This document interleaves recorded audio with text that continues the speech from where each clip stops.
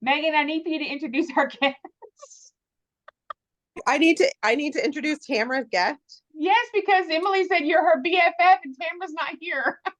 Oh my gosh, I would love to. What an honor. I wasn't prepared for this kind of speech, but I'm going to. Okay. All right. Well, I'm in a dark room hiding from my children, so that's why it looks like, oh, thank you. They turned it on.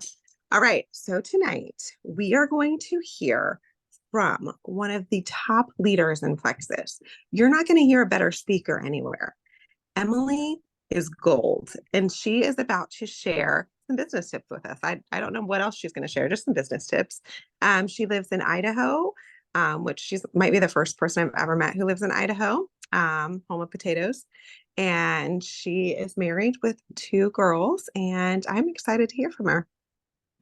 Megan, that was so good. Off the cuff. That was amazing. Good job. Thank you, Meg. Of course. Well, hello, everybody. I am very excited to be on this call. I see so many familiar faces. I love all of you so very much. Those that I don't know, I am so thankful that you're on here. And my heart is connected to you through Plexus. And those of you that I do know, can't wait to see you at convention in just, 2 weeks. I have to tell you, I ordered a dress today, and you guys, I put it on, and I'm not kidding. The slit went up to my hip. So I will not be wearing that. I hope everybody else has a better outfit choice than I did, because that was a bad situation for all. So my name's Emily. I have been with Plexus for 7.5 years, and I would love for you in the chat to share how long you have been a part of Plexus, like the business, how long you've been pursuing the business in the chat. 10 years. That's amazing. Okay, I feel real excited about this because I'm seeing a lot of people who've been here for many, many years, and I'm seeing people who've been here for just a few months. So I think this is going to hopefully be really helpful for all different areas of where you are, seasons of life with where you are with Plexus. So, like I said, I've been with Plexus for 7.5 years, and our team has had just this really, really beautiful, like steady growth. We went Emerald in about a year and a half, I guess. Is that right? Yes. A year and a half, and then we went Diamond about a year and a half later, and we've had just incredible leaders come onto our team. And our team, I see many of my women on this call right now, like we are family. We are so connected. We love each other so much. But over the past year or two, business has been hard. If it's been hard for you, there's been like a decline for you in points, I'd love for you to just be like me in the comments. So that way, people, if you are going through that, you're not feeling alone. So for me, it's been a difference for us because we haven't had that steady incline that we've had for the 7 years that we've been doing this. And so I was sitting here a few weeks ago just thinking, what can I tell my leaders? Because I still have incredible leaders who are here. And the thing is, we have incredible resources. Like our team meets every Monday night. We have accountability group. We have book study. We have power hours. We have team calls. We have events. We have gold calls. We have earned calls. We have all sorts of things that we provide. And so I'm sitting here thinking, how can I help my leaders grow? Because there are a lot of us who've been here for years and we've been doing the daily mode of operation. We know what it looks like to message people and share on social media and to grow in our knowledge over the products. And we know about training ourselves. We know those things, but maybe you're not at that point where you're seeing fruit come anymore. And so that's kind of where my mind has been as I'm sitting here trying to think, how can I help my leaders? Because I have people who are showing up. You guys are showing up. You're here on this call right now. And so as I was like brainstorming what I wanted to share with my leaders, I really just thought, what really, really matters? Yes, the daily mode of operation, that matters, but let's go even deeper. What really matters? What brings growth? What fuels excitement? What brings passion? What brings leaders? And so I want to share with you the 4 things that I concocted in my head a couple of weeks ago that I shared with my leaders of leaders. So 4 things. It's knowing that it's going to happen versus believing it might happen, or believing, yeah, it's going to happen. It's knowing versus believing. The second thing, and I'll go through these in more detail in a moment. The second is passion, enthusiasm, and belief trump perfection and systems. The third is stepping up your ownership in your leadership lid. And the fourth is investing in your growth. So let's start with number one, because this is what I know. These four things, this is what I know. It's so much deeper than doing. It is knowing. How many of you guys have been doing the action day in, day out, doing the action? So many of us. It's so much deeper than doing. It's knowing. Keith Callahan, who is the author of this Build to Last book, many of you guys are shaking your heads. I love that. This is a really, really great network marketing book, a really great tool for learning how to lead leaders. He's at the top of his network marketing company. He's coaching a lot of us right now. He actually has a daily podcast. It's on it's not on like Apple Podcasts. It's on Patreon. So you can go and take a look at that. It's $7 a month. And he does daily, like 5, 10, 15-minute podcasts. It's really good. Great investment. We'll be talking about that in a moment. But highly recommend him. So in his book, he says, you can go through the motions of talking with people all you want. But until you make the shift, and that shift is believing you can do this, to knowing without a doubt that you are going to do it, they, the people you're talking to, won't be attracted to you, or they won't join you. So you can be doing all of those things, but until you know where you're going and you know what you're doing, people are not, those leaders are not going to join you. So I think for me, like when I joined, I was incredibly skeptical. And I don't know if it's a pride thing, but when I signed my name on the dotted line or digitally or whatever to say I was going to be a Plexus ambassador, and whenever I put my name out there on social media, it was like this thing of like, okay, I've announced it. I'm doing the dang thing. I know that I'm going to go diamond. Come hell or high water, I'm going to do everything legal and authentic to me, but I know that I am going to be a diamond. And so with that, I knew without, like, beyond a shadow of a doubt that this was going to be the vessel to change everything for my family. And I feel like when you know that, you show up differently. Like, you show up to your business differently. You show up daily differently. You show up in your conversations differently. You show up all over differently. You're confident in what you're doing.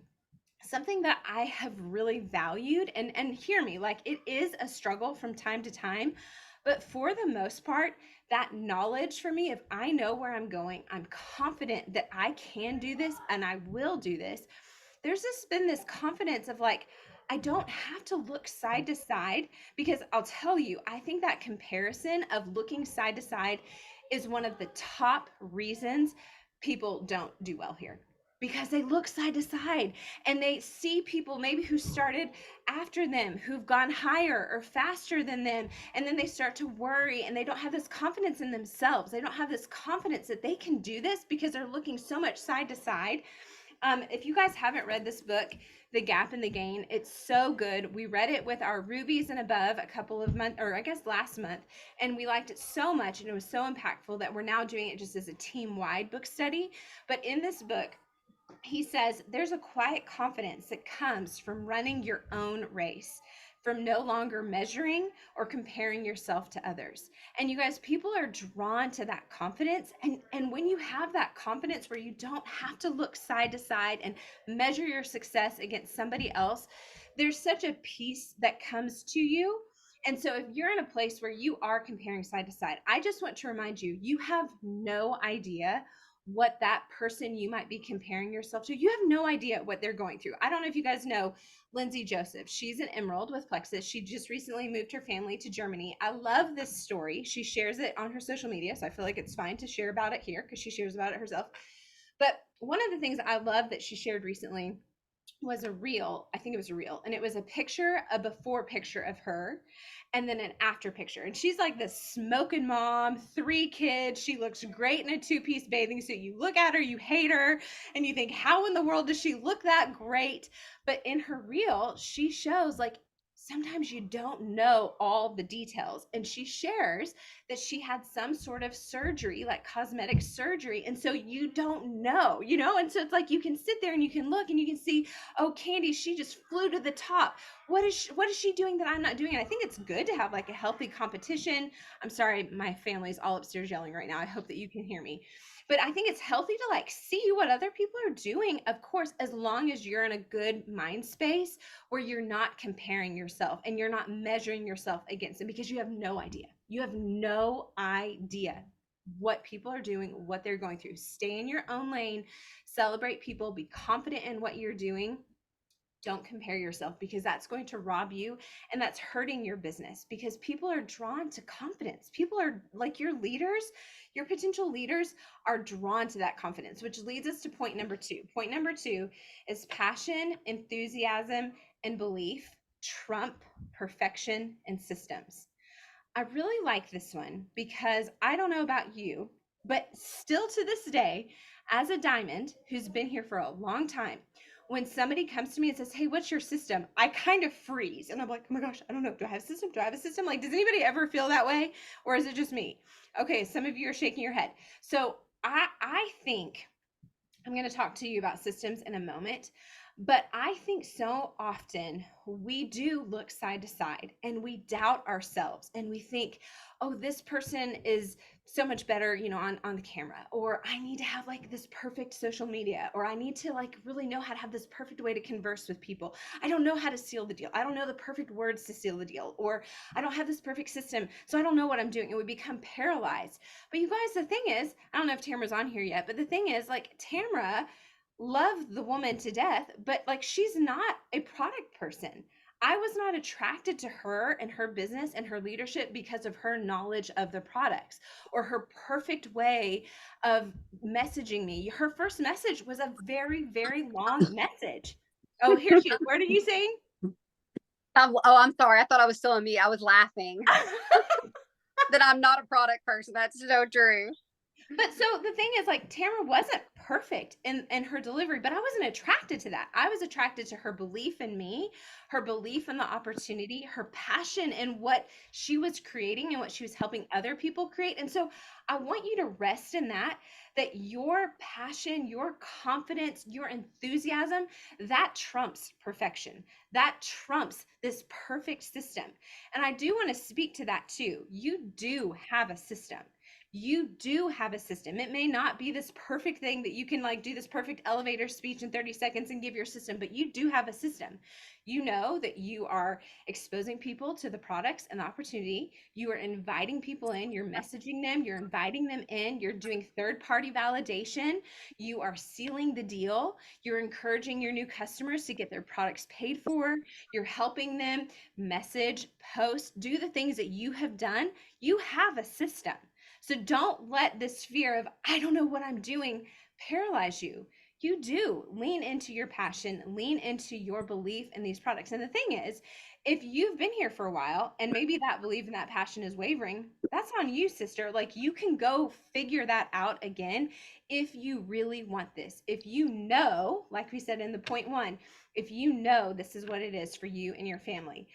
Keith also says, sales is simply a transference of energy and belief from one person to the other. So that's beautiful. You don't have to be perfect at what you're doing. You just have to have this great belief that this is something that can help other people with their health and with their finances, with their freedom. Even if you are a brand new ambassador, even if you've never signed a single person, that belief is so, so inspiring, and that's what people are buying. So the third thing is taking ownership and raising your leadership lid. So I'm going to list out a few qualities that we see in leaders. Leaders are self-motivated, they're solution-oriented, they're problem solvers, they're competitive, they're action-oriented, they're dreamers, they're coachable, they show up as their best self, they're resilient, and they're empathetic. So I challenge all of you guys to step into your leadership. Look at that list. And I know I went through those really fast. I can send them to Lisa or whomever to send to any of you guys if you want. But look at that list and see, am I leaning into that? Am I action oriented? Am I a problem solver? Am I self motivated, or am I kind of riding the coattails of my upline? Am I kind of letting my upline or my jewel upline kind of lead the way? Or am I stepping into ownership, and am I stepping into my leadership? Because the thing is, our goal here is not to add a bazillion customers and just hope a few of them go silver. Because the fact of the matter is, you're not going to get to diamond with a couple silvers. That's the beautiful thing about this business, because I think some people feel like, oh, I don't want to like be greedy and share about the business. The beautiful thing about this business is I am at a diamond level because I have a lot of people under me making a lot of money. It's not just me making money. A lot of people are making money under me. That's a beautiful gift. So find confidence in that it's not all about you. But as you are wanting to grow your business, you have to find leaders. You don't want to find just a few people who want to go silver and just kind of meh. Like, you have to find those leaders. And in order for you to find leaders, you have to lean into your leadership. That's why I wanted to join Tamra. I had so many people within Plexus ask me to come and be on their team, and I joined Tamra not because, I mean, you at the time, well, I guess I joined you when you were already a diamond, but you asked me to join you when you were like silver or gold. You had Yeah, just started. yeah, I was a brand new gold. You had just started your business, but I was attracted to you because of your leadership. And so you are going to attract what you are. So if you are self-motivated, if you're a self-starter, if you are authentic, if you are driven, if you're a problem solver, you will attract those types of people. And that's your goal, is you want to be a leader of leader. I'm sorry, I keep referencing Keith, but one of the things that he says is like, keep in mind, like, this is a simple business. Again, doesn't mean easy, but this is a simple business, and your goal is to find 5 leaders. And so that makes it feel a lot less overwhelming. So keep in mind, like, you want to be looking for those people, but in order to attract them, you have to lean into your own leadership. And then the fourth thing is investing in your growth. When I first joined, and I was going to the top, I was at every single in-person event that I could go to. Convention, non-negotiable. Tamara asked me 2 weeks after I joined. I had not made a single penny, and she said, you need to go to Vegas. And my husband was really skeptical, and he's like, I don't know. We kind of probably need to make sure that, like, this is something and you make some money. And I was like, well, Tamara told me I need to do this, so I feel like I need to do this. So I was there at all of like the Super Saturdays, the in-person events, hosting Sip and Seas, going to Sip and Seas. I was going to those things and learning, consuming and learning and growing. I invested in different programs, and you guys, like, they just have, there are different programs all the time that are popping up left and right. Like, I think Keith just did a 3-day program that was, I don't know, was it free? I think it was free actually last week.